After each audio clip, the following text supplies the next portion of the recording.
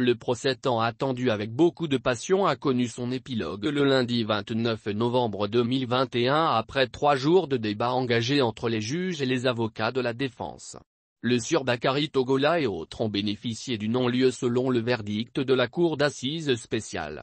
Cependant, le film de l'événement qui avait suscité beaucoup de commentaires depuis le 16 septembre 2019, date à laquelle le cerveau de l'affaire, Bakary Togola a été incarcéré.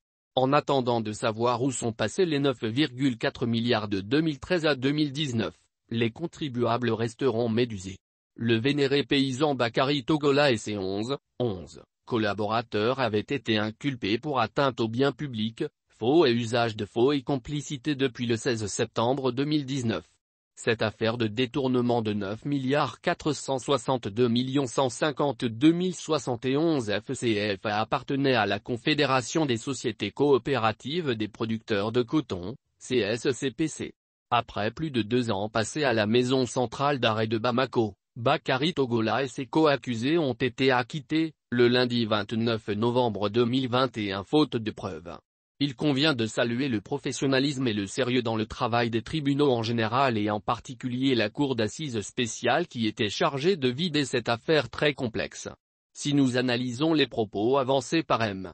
Bakary Togola lors de sa comparution, ce procès montre à suffisance que de 2004 jusqu'à son arrestation en septembre 2019, l'Assemblée permanente des chambres d'agriculture du Mali, APCAM, était gérée dans le désordre sous Bakary Togola.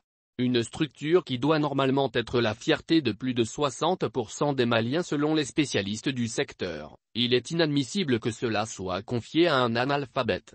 Comme lui-même l'a signifié à la barre. Je suis analphabète, la plupart de nous ne savaient pas le contenu de la fonction de trésorier. Nous avons été nommés sur la base de la confiance des cotonculteurs, avait déclaré l'ancien président de l'APCAM à la barre.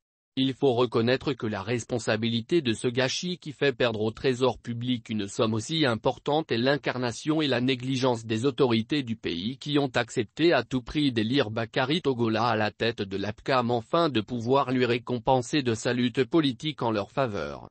L'analphabétisme a été le mot directeur durant tout au long de ce procès et a servi peut-être de circonstance atténuante chez les magistrats. Il est inconcevable sinon incompréhensible que dans un pays comme le Mali, dont la principale source de revenus est basée sur l'agriculture et le pastoralisme accepte de perdre banalement près de 10 milliards sans destination exacte. Un pays qui, pratiquement manque de tout, notamment les infrastructures routières, le plateau sanitaire, l'école au bas de l'échelle comparativement à tous les pays de la sous-région depuis l'avènement de la démocratie, les forces de défense et de sécurité délaissées sous les rafales des narcotrafiquants indépendantistes faute d'armement pour faire face de l'ennemi. À la fin du procès, le ministère public a partagé son amertume avec l'auditoire en disant ceci, comment tolérer un tel acte dans un pays où l'économie est à terre ? Il est temps de punir très sévèrement ces actes. Malheureusement le ridicule ne tue plus au Mali.